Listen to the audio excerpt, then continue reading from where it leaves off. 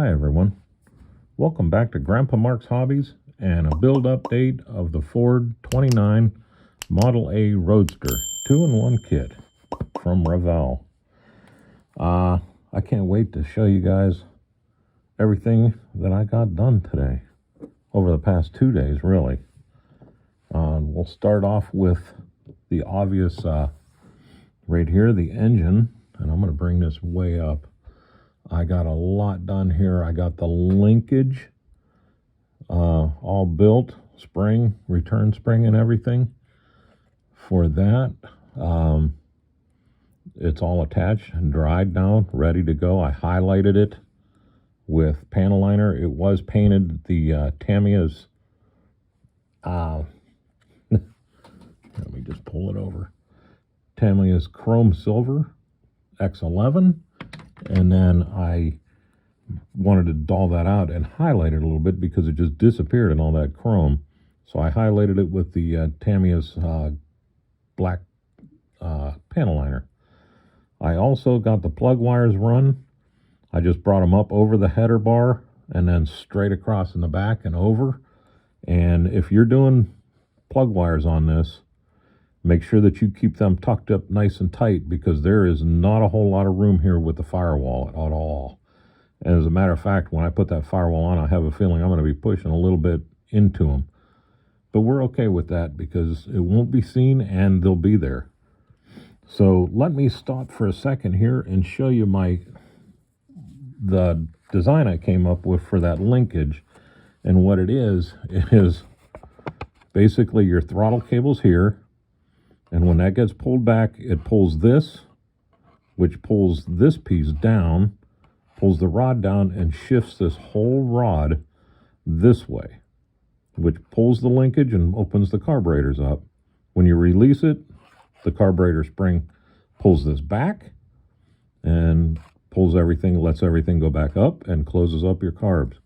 So basically, I had to figure out how to do this in 1/25th scale. And what I ended up doing, and I'm going to show you a couple of pictures, I'll add them into this too, but what I used is 1/10,000th of an inch evergreen. It's evergreen. Here, I'll bring this over too. Evergreen scale models. This was an assortment pack, and it's 10,000, 20, 40,000 thick. One sheet per each. It was $3.89. I got it on Amazon.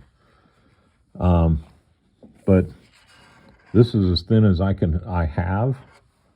So I cut all these pieces out, and I'll bring the pictures up right now. I cut all these pieces out, drilled the holes first, then cut the pieces out, and then painted them, let them sit, and then when they were dry, I started gluing them all together. And there we go, focus. This is what we ended up with, exactly what that picture was. And let me tell you what, there's a good hour of just trying to get that all put together, not including the easy part, which was making the pieces. So patience is a virtue on that one. The other thing I did not like is the intake didn't have a filter. You know, it's supposed to have a filter for each one, and then this goes down over top of it. So I took just a piece of round sprue, I painted it Tamiya's dark yellow XF60 first, and I let that dry, and it just happened to be overnight because I was tired and I went up. And then this morning I came in with my .000 brush, 0000 brush, 4/0 brush, and I painted the lines with XF2s, flat white, let that sit and dry. And then I went over the top just to make that little ring you see there with my Molotov pen. Let that sit for a while while it dried, while I was doing everything else. And when it dried, I just kind of took a paintbrush and went in there with some Mod Podge. And this is the Mod Podge I have. This is a matte. I need to get some clear or gloss, but for now that's good enough for me. But I put some Mod Podge in there, and I slid the one in, and I put some more Mod Podge, and I put the other one over top of it. And I'm telling you, I think that looks the part. So there's that. The muffler, or the headers, what I had to do when I was wiring this is I put the wires in, because you know me, I go from the heads to the distributor. So I put the wires in and had them sticking out, kind of grouped them together a little bit. I slid the header down over top of it and glued it, and then glued this piece in on the back. And remember, this is one of these is the one I made. I think it's this one because it's a little off kilter. I'll have to try to tweak it a little bit to get it to line up perfectly. But I brought those together and glued them up. And when I did that, this header tilted just a smidge, and I didn't notice it. But I think it was going to have to be that way, just because I am hitting on the bottom here. So it's just the way I set it up. It is what it is, and I'm okay with it because it's the best I could do. I did the same thing on this side. I had the wire sticking out, dropped the header on, glued it in place, glued the bar underneath it while this glue was setting up, just to make sure I could get a nice tight fit here. And then I bent these one at a time, working my way back with a toothpick and my thumb and a lot of prayers and a few bad words to get those around and wrapped around the back there. This line right here that you see, that is the vacuum advance line. I did a lot of reading to see if I should have it in the intake or up on the carb, and it was a 50-50. Some people said it works better up top. Some people said it works better down below. I guess Chandler and TJ decided up top was where they're going to go with it, and that's what we got. So the only thing I need to do, I have the fuel rails on the carbs, but I need to take them and bring them down, tie them together down here somewhere, and run them. I'm going to have to run them toward the back, because that's where the gas tank could be, and the pump, I guess, is in the back, because there is no pump on this water house on the front here at all. So I'm imagining the fuel pump would be in the tank itself. And now remember, the tank is not going to be there because we're going to have our battery assembly back here. And I'm trying to get all this done up here and all that out of the way so I can get my suspension put together and get this thing on its feet, so that I can get these wires run underneath and up here and make sure I have enough to do what I need to do. And then I'll solder them. And the wire I'm going to use is the same wire as I used on the return spring. I got this on Amazon. It is 32 AWG wire. It's enameled. They called it magnet wire. And what's nice about this is it's got an enamel coating on it, so that I don't have to worry about the two wires touching each other and shorting out. So I can actually, when I solder the LED wires, I'll solder one here, and then the other wire I'll stop down maybe an inch, and I'll solder it, and that way the two solder joints will never be able to come into contact, and it won't be able to short out. And I won't have to figure out how I'm going to coat it to keep them from shorting out. No shrink wrap or anything like that on anything this small. So that's that part of it. While this was drying and I'm going back and forth, I worked on the wheels. I put them together. Now these things were slick. The wheel's not hollow. It's just got an indentation in it to where I was able to, and the way they're designed is you push the whole rim in through this way, and then you flex it around a little bit to get the bead on the back side. And then you glue your drum in, and you're supposed to glue to where this pin stays loose. Well, I thought that was so cool. You know, you could wheel them around and putt, until I had one of them take a header off of the shelf a while back. So now these pins get glued on. I don't need them wheeling around anyhow. But I messed around with the beauty ring. I had it on and had it off, and played with it, and had them sitting next to each other with the beauty ring on. Those are the backs, these are the fronts. And I think with the color and everything, the beauty ring was just too stinking much. So I decided I'm going to nix the beauty rings and just go with the baby moons, and I'm going to be really happy. I like that look a lot better. No matter what I did with those beauty rings, they just didn't look right. So off with the beauty rings. Again, I sanded them a little bit. I am going to take my my pastel and a wide brush, and I'll go around these treads a little bit more and dirty them up just a little bit more.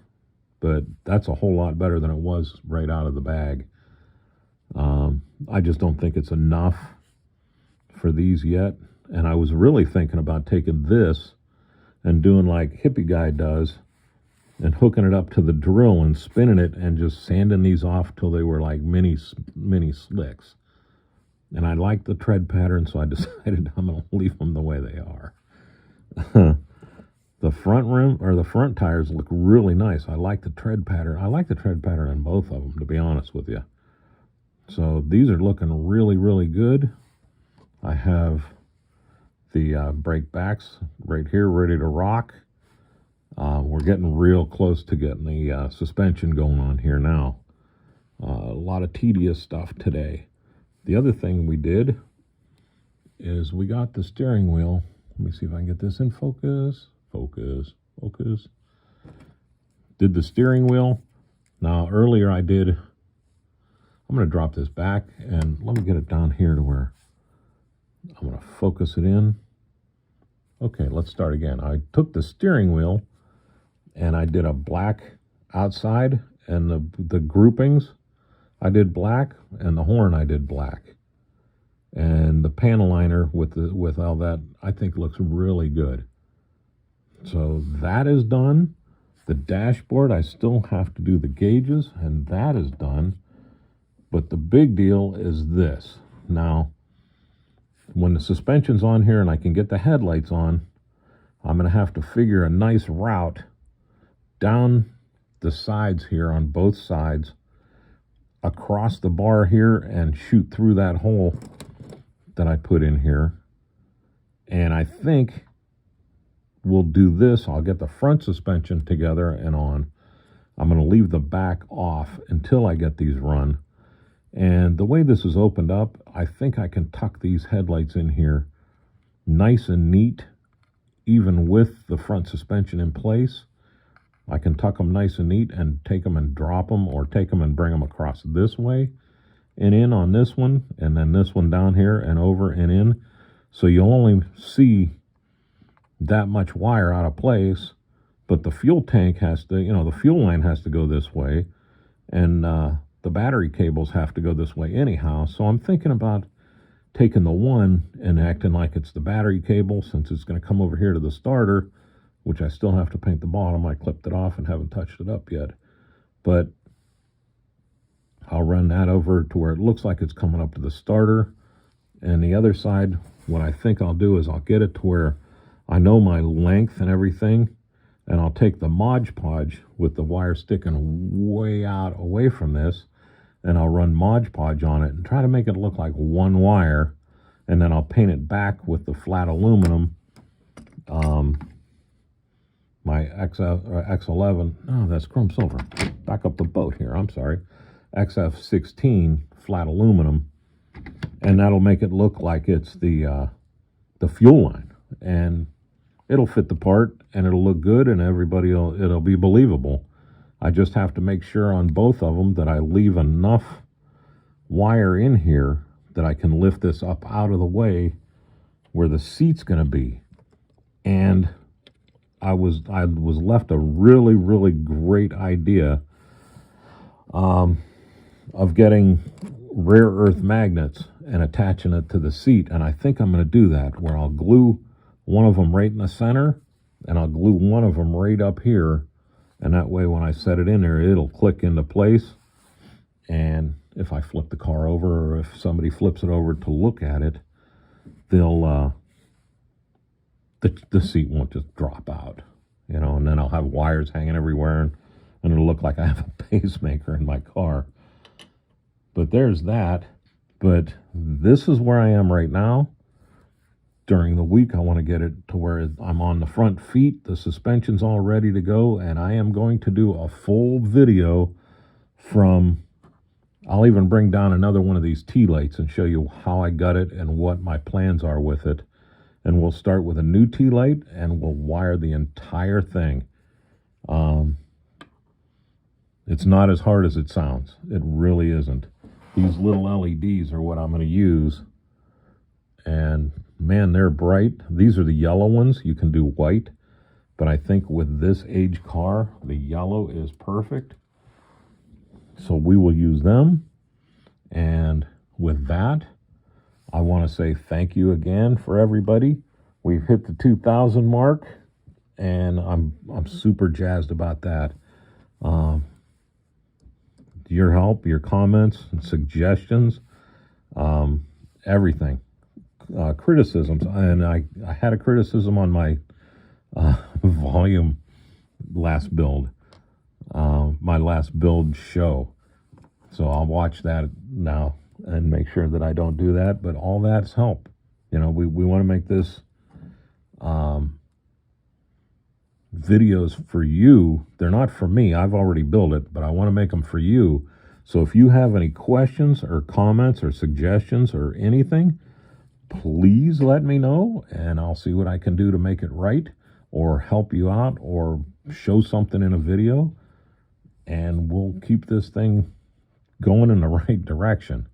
So again, thank you everybody, and I'll let you go. Y'all have a great night.